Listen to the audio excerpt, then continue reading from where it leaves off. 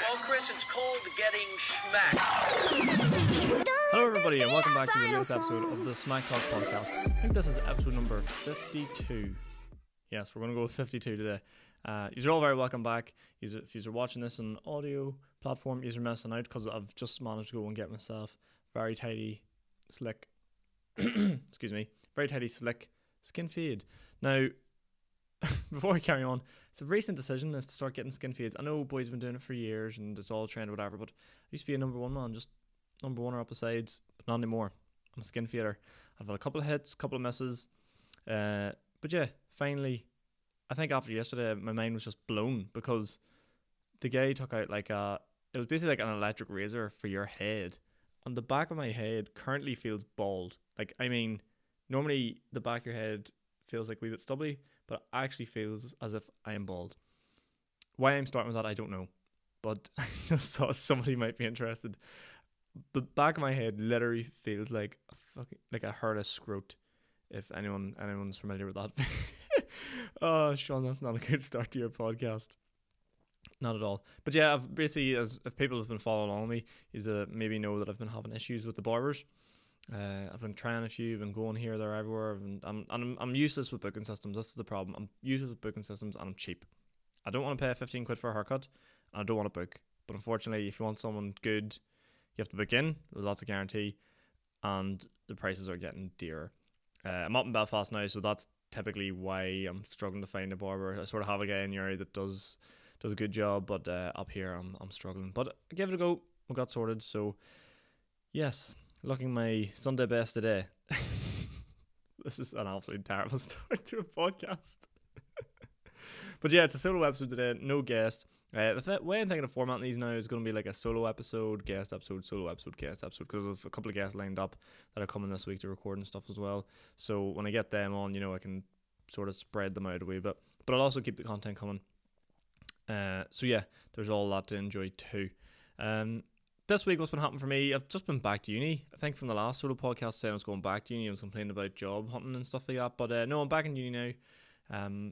They're clamping down on masks. They're really clamping down. If you've ever been out to like the Jordanstown Hall, you like go up past wee spar shop and then you're on like the big mall part, and there's just wee guys like through the Willstone Raiders like, you want some? I give it to you. He's like that.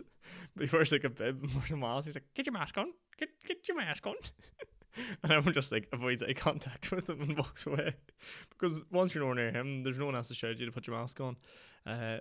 But yeah, that was a really wrong one, because in first semester they didn't have anyone like that, but you just have this wee man like, you want some? You want some? And by the way, if you're not watching this on video format, you're missing out my hilarious facial expressions. Yeah, you just wondering, you want some? You want some? Get your mask on. I actually seen him go out to someone the other day, and it was a girl, and he was just like, put your mask on. He doesn't really sound like that, but for the effects of this, he does. And she just looked at him and went, no, smoked away on. Poor girl looked like she was dying. She's just like, if I put this mask on, I'm going to absolutely just go all over you. But yeah, that's pretty much it. We started a module for anyone that cares. I do business studies, and we started a module in basically like cybercrime. And the other day the teacher was explaining us about the blockchain and cryptocurrencies and NFTs, and I thought I knew about these things, even though I don't know about them, but I thought I knew a wee bit about them. But dear sweet holy Lord fuck, I know nothing about that technology. It blew my mind. Like, I've said this before on this podcast, what is a what is it? People just go, oh, it's digital currency, and then the blockchain, jeez, it's not regulated, you can do whatever you want. Just these random boys go mining on the internet or something and find things, and that's I don't know. But yeah, I'm not getting down that rabbit hole because it was very confusing. So that's basically university caught up. Do you know what, actually? No, it's not university caught up, because I have an issue, and I don't want this podcast just to turn into me yapping about things. But here's the thing. See, universities, can you please explain to me why I pay just over $4,000 a year, and number one, I have to pay for printing? Like, just give us printing credits free out of my $4,000. I'm sure you'll still be left with like £3,900 by the end of the year. And number two, I have to pay for parking. Now, I go to Ulster University of Jordanstown, so it's out in the middle of nowhere. So it's not as if people are using their car park for, some sort of, I don't know, commuting to work or some bullshit like that. And it's not a rip off dear, but like typically you're spending about like a 120 minimum, and if you're there all day in study times, it's like like 3 or 4 quid, £3 or something like that, 350 maybe for the day. But like, again, I am paying you just over £4 grand. It's literally, that's like being that mate that be like, oh, by the way, you owe me like £1.20. That's what the equivalent of this is. I mean, not so much it bothers me. I'm just like, every time, like, you miserable. Ugh. And they have like well over 1,000 parking spaces. So if even half of them are filled, they're probably making the guts of like £1,000 a day more on parking for no reason. Like, fair enough, maybe after the students leave and you have people using your pictures and stuff, you got to charge them a couple of quid or whatever. But there's no it's actually madness, and it actually drives me insane. So I'm not going to rant too much about it. But that's really my only gripes. For £4 grand, I think we should be entitled to free printing, and we should be entitled to free car parking. So this is my way of announcing I will be running for council. No, I'm not running. Fuck. Could you be? Oh, those guys have so much energy. Do you know people that run for like college elects and stuff like that, and like, I'm gonna change this? It goes, no, you're not. You're only here for like 3 or 4 years, so you can't change. You're not gonna change anything. You're literally just gonna get into the job. You're going to get in and they're going to be like, we should do this. That's excellent. Yes, we should. What year are you final year? Oh, you've got 18 weeks left.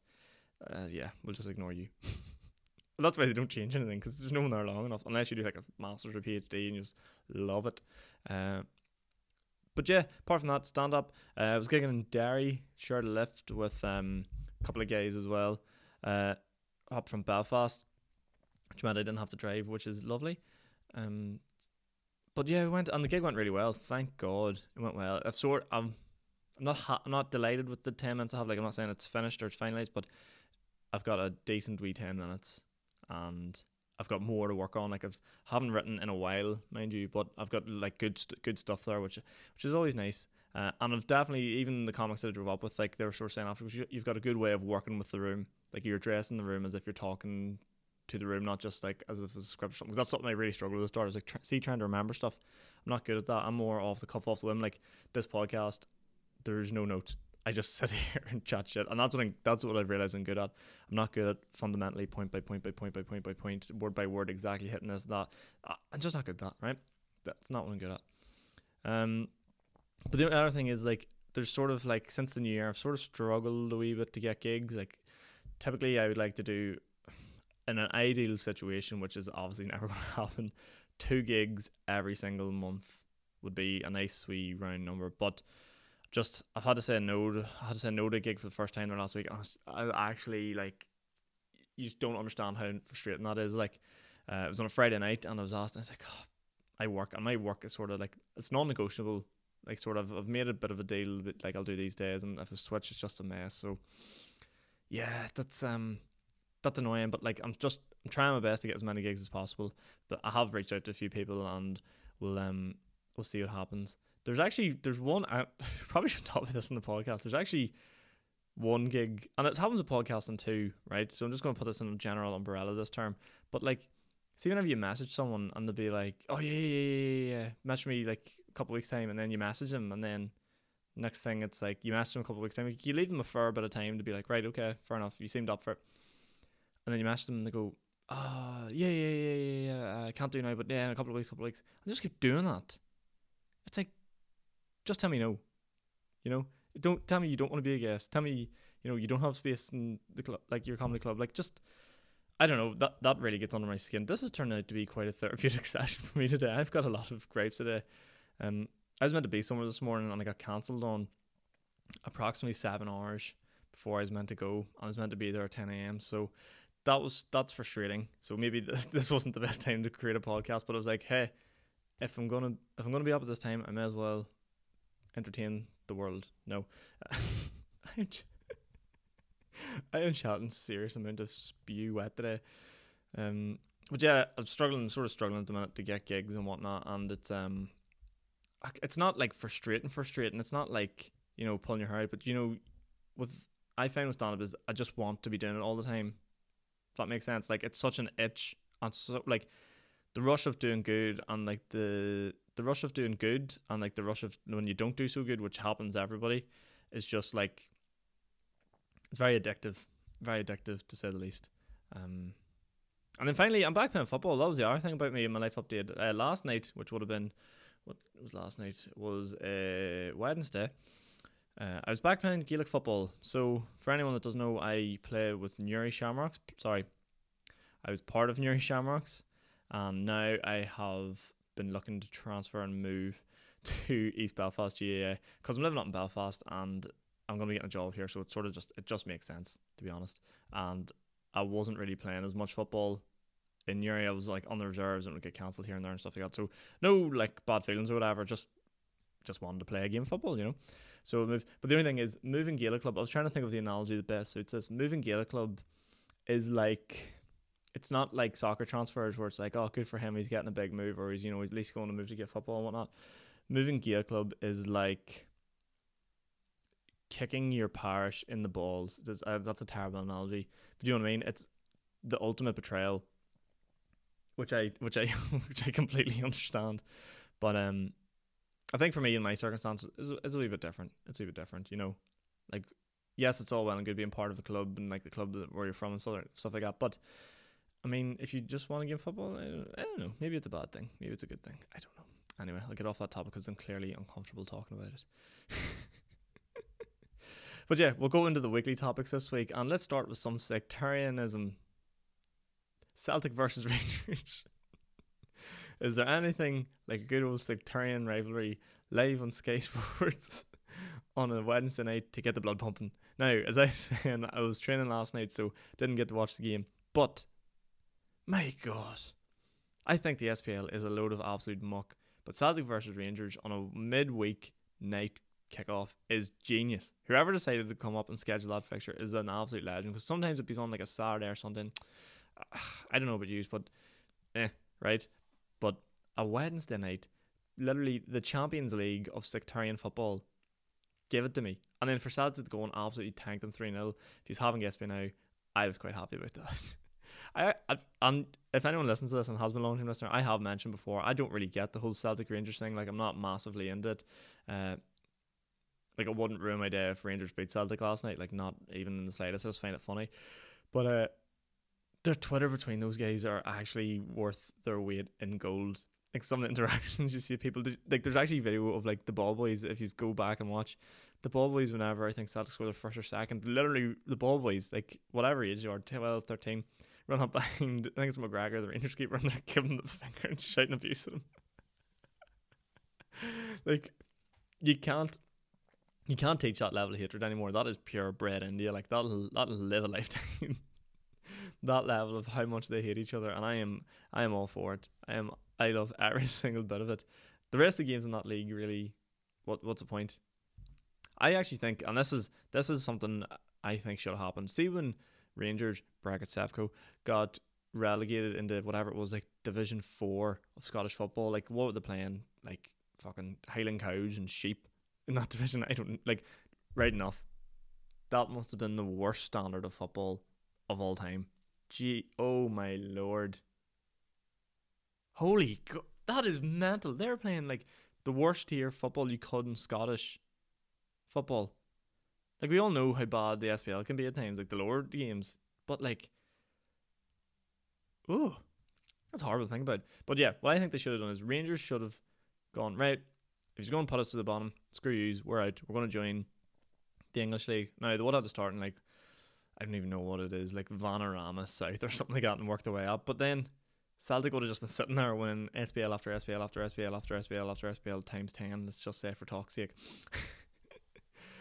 And then what? There's no Rangers, there's no one to rub it into, there's no rivalry, there's no nothing. Next thing you see Rangers, what would they get up to? League 1? I'm iffy on the whole championship debate thing. I think Celtic could crack it. I think Celtic might. Would they get into the Premiership? I don't know. I genuinely don't know. I think they would do all, because like, fuck, I don't know. Yeah, people are going to come at me. Celtic fans come at me and say, yeah, they definitely would, but they definitely have to start the lowest leagues. But if Rangers started that lower league, you would have forced Celtic's hand to join the English League, and then personally, I think both those teams in English football would be a million times better. Was generally what my point was going to be there. But yes, Celtic versus Rangers, good value on a Wednesday night. Class. I read this, right, and I had to just put it in the podcast. I didn't click on the link because I'm not a sucker, but I seen the headline: David Beckham reveals Victoria Beckham eats the same meal for 25 years. Now, I will look it up while I'm on this podcast, but immediately it thought to me, I'm like, oh fuck, fair play to her. I presume it was chicken Goujons rolls, maybe some chips every day for 25 years. But like, you know, her stomach just adjusted to it, and she doesn't need a big one. One of them small cuisine de France's or something. I don't know. I don't know, with like one Goujon in it, a bit of cheese. But the same meal for 25 years. That's what I do. That's why I said chicken Goujon baguette, because that's what I basically eat every day. If I could die tomorrow, no, what? If I could, that's a horrible thing to say. What would I eat now for the next 25 years? It probably would be chicken Goujons. Yeah, chicken Goujon baguette, no doubt. From our good boys Downies, by the way. So shout out them, sponsor me please.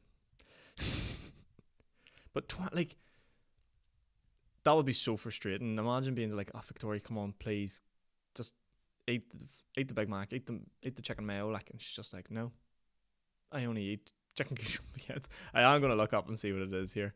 I think I have the link saved. Let's see here. So the Express, has this got what I wanted? Eats the same meal for over 2 decades, according to her husband David Beckham. She isn't keen on switching up. Could you like? Oh, that's so high maintenance. I would lose my mind. Let me see. I love it. It was just like the only thing she eats is like cigarettes and wine and an apple. Like, she's the worst dad of all time.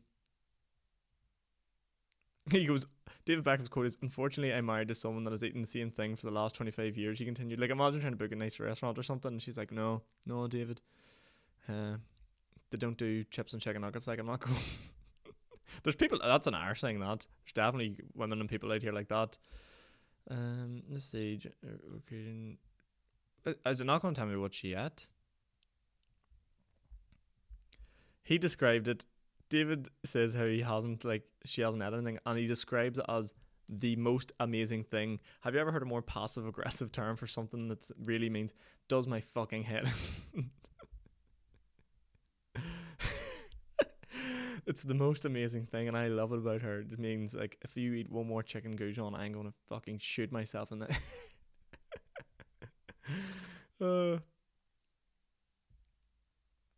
It doesn't tell me what she ate though. That's bullshit. I want to know. Do you think she's addicted to like Cocoa Pops or something? She just eats Cocoa Pops. It's like, David, no, I just want my Cocoa Pops. She's like, can we just go out for dinner, please? Please. It's like, the fact you only eat Cocoa Pops every day is the most amazing thing.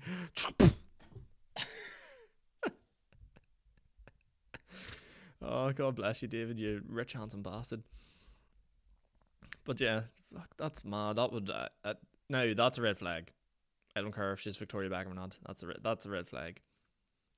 A few more topics here. Normally I get people sending questions and stuff like that, but I'm doing this on a whim. So again, apologies. Sue Gray, right? So if we learned this woman, Sue Gray, actually owned the Cove pub in Newry, which is around the corner from where I live, aka same town, not really around the corner, but same town. And people have been like coming at her on Twitter and being like, when's Sue Gray coming out? Sue Gray. See, they know now she was basically from Newry. Leave it the fuck alone. Okay? We Sue will get that done when she wants to get it done. She's working very hard, I can guarantee you that. And she'll get it published. Is she going to bring Boris down? I hope so. Will she be allowed to? I don't know. But leave her alone. Right? She's one of ours. It's very threatening. I appreciate that. So I stare directly into the camera. Again, if you're listening to this in audio format, you're losing all the value here. Leave her alone. I've now got a personal connection with Sue Gray, and I think she's precious. I think she will bring down Boris. Now, you get off her back and you leave her alone. That's pretty much all I have to say on that bit. Joe Rogan's being cancelled. The guy's uncancelable.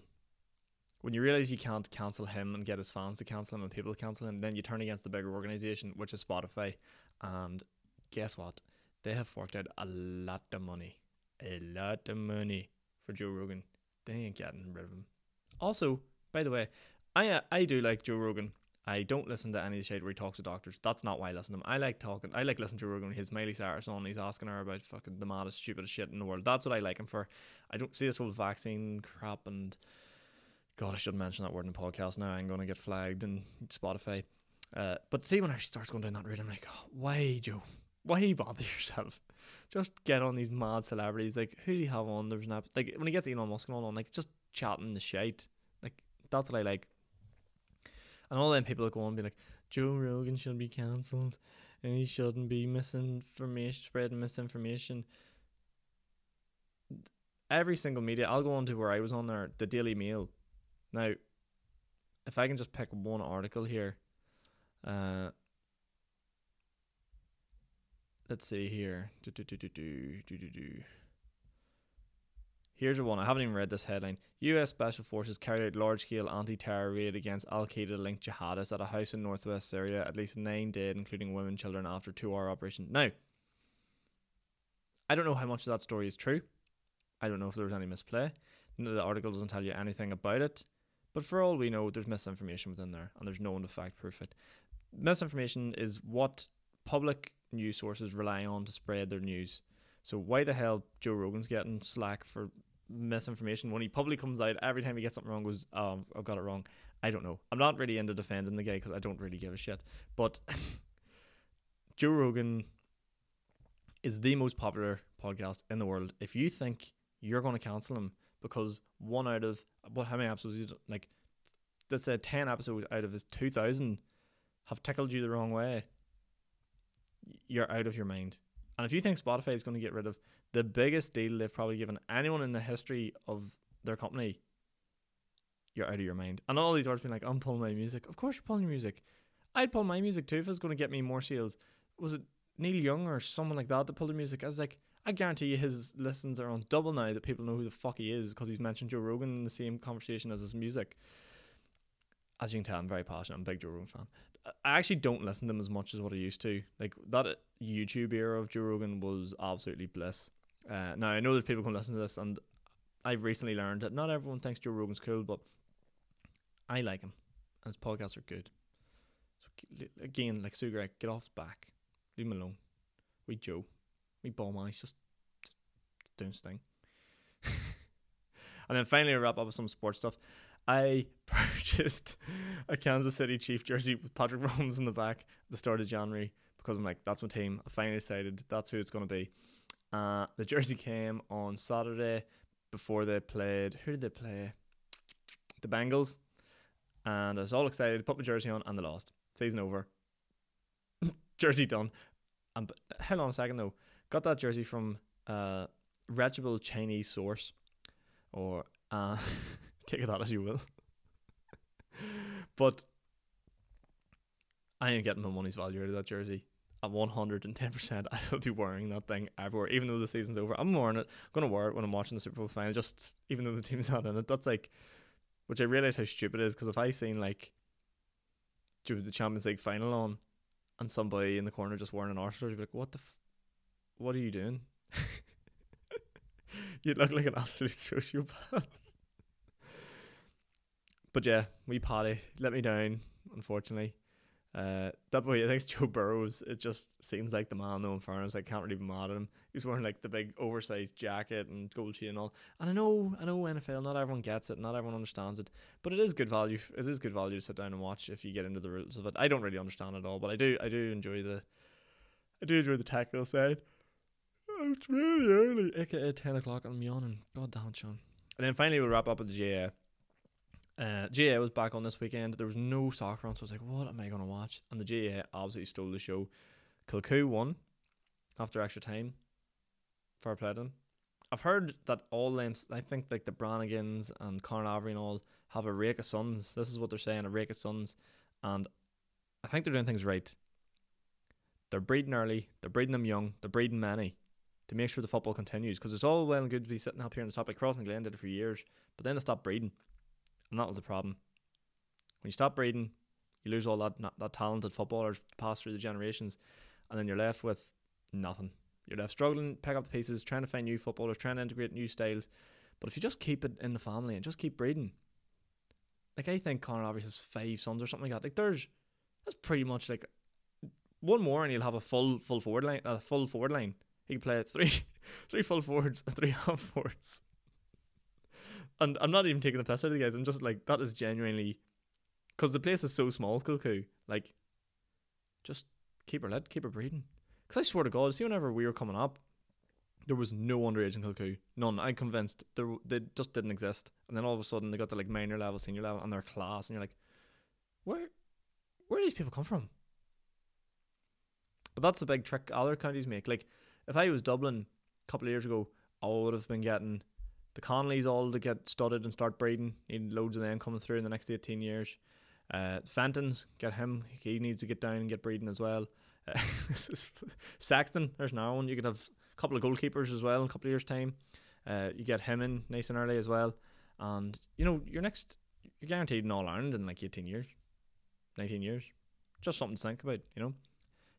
It's a secret to the GAA. Just keep breeding. That's such a weird to say humans and breeding in the same term is fucking weird. But yeah, I'm joking. I realize I'm becoming an absolute weirdo. See, when you talk to yourself, you lose your mind. Okay, little fun fact for you. But yeah, guys, that's gonna wrap it up for me this week. Gigs planned up. I haven't got a single one, not one planned at the minute. Hopefully there's something coming up in March. February's going to be a quiet month by the looks of things. If something pops up, I'll let you all know. But I'll keep her lit, keep plugging away.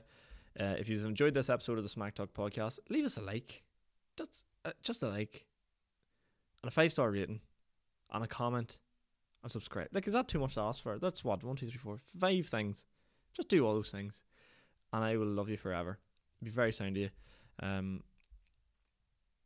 I'll see you guys. I don't know why I took the pause there. I thought I had something else to say, but it didn't. It's all quiet. This has been episode number 52 of the SMAC Talk podcast. Again, leave a like, subscribe, comment, 5-star review. Simple. I'll see you all again in the next one. Good luck.